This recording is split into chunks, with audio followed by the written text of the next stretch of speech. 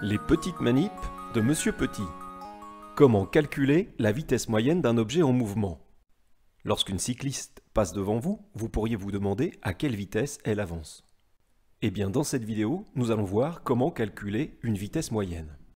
La vitesse moyenne, notée V d'un objet, correspond à la distance d que parcourt cet objet par unité de temps t. Ainsi, si la vitesse moyenne de ce car est de 50 km/h, nous pouvons en déduire que dans un temps d'une heure, ce car parcourt la distance de 50 km. Attention, cette indication n'est bien qu'une vitesse moyenne.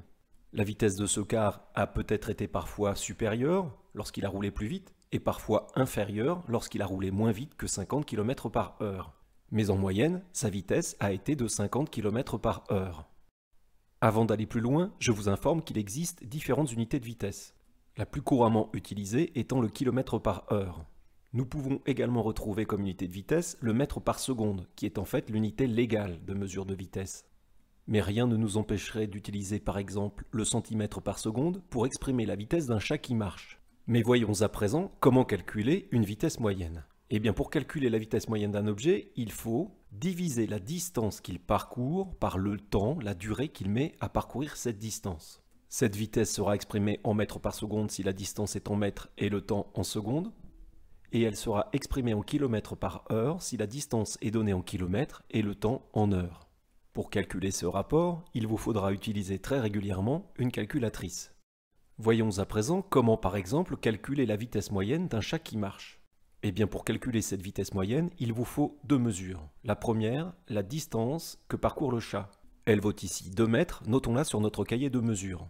La seconde, c'est la durée, c'est-à-dire le temps que met le chat à parcourir cette distance. Ici, 10 secondes. Appliquons à présent la relation permettant de calculer la vitesse moyenne, V égale à D sur T. V est donc égal à 2 mètres divisé par 10 secondes, soit une vitesse de 0,2 mètres par seconde. Ainsi, la vitesse moyenne du chat lors de son déplacement est de 0,2 mètres par seconde, soit 20 cm par seconde. Il est donc important de retenir que pour calculer une vitesse moyenne, il faut connaître deux mesures. La première, c'est la distance parcourue par l'objet lors de son déplacement. Elle se mesure généralement avec un mètre. La seconde, c'est la durée du déplacement. Ce temps peut se mesurer par exemple avec un chronomètre. Pour finir, il faut appliquer la relation vitesse moyenne est égale à distance divisée par temps.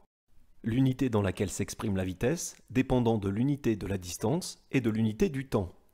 Je vous souhaite à présent de belles mesures de distance et de temps suivies de beaux calculs de vitesse moyenne. Un bon travail et je vous dis à bientôt.